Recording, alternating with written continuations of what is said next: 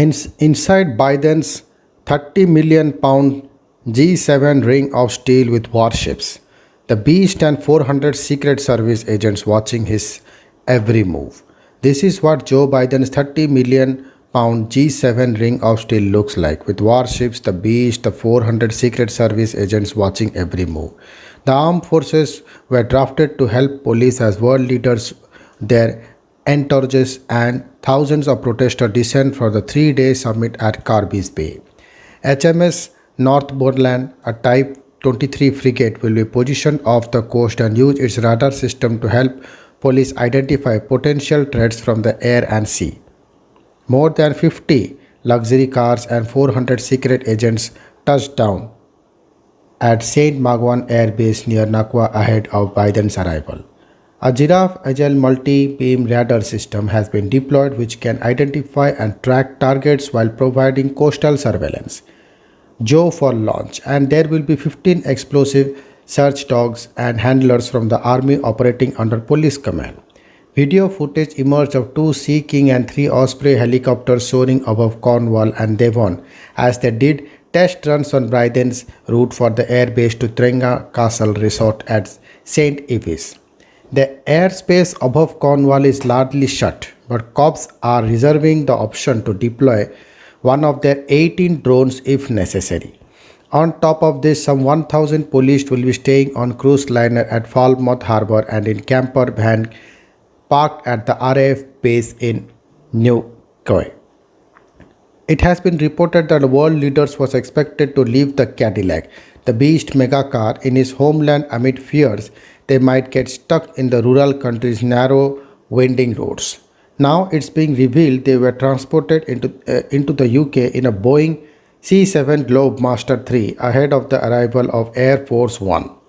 The specially built 1.1 million pound Cadillacs both have 5-inch thick bulletproof windows capable of withstanding a nuclear, biological, or chemical attack.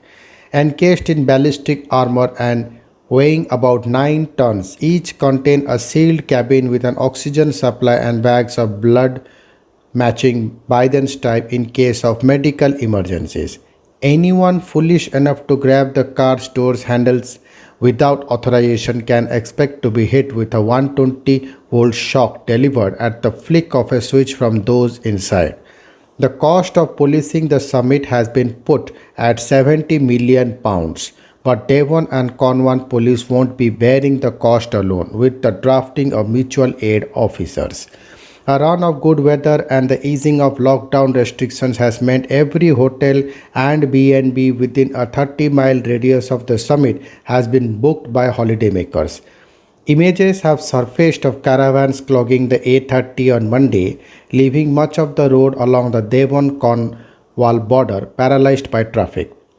The US recreational vans, some of the size of an articulated lorry, can sleep up to 8 people and come equipped with satellite TV and other homely comforts.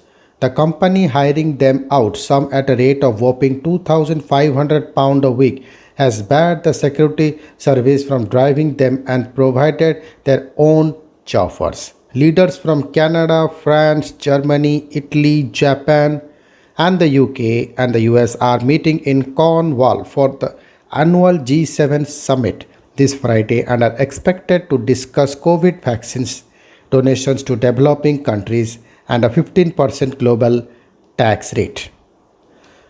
The vehicles are expected to be driven to the Trenga Hotel where President Biden will be staying for the next 3 days.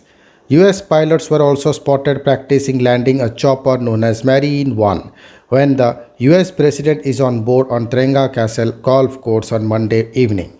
Other jets were seen tracing the route Air Force One will take when it arrives at Newquay Airport later this week. 3 US Marine Osprey aircraft were also seen hovering over Haldon Hills or Exeter, then Carbis Bay and finally at Trenga Castle yesterday evening. The aircraft were brought over by US Air Force Boeing C-17 Globemaster III and offloaded at the Royal Navy Air Base Culross near Helston on Sunday.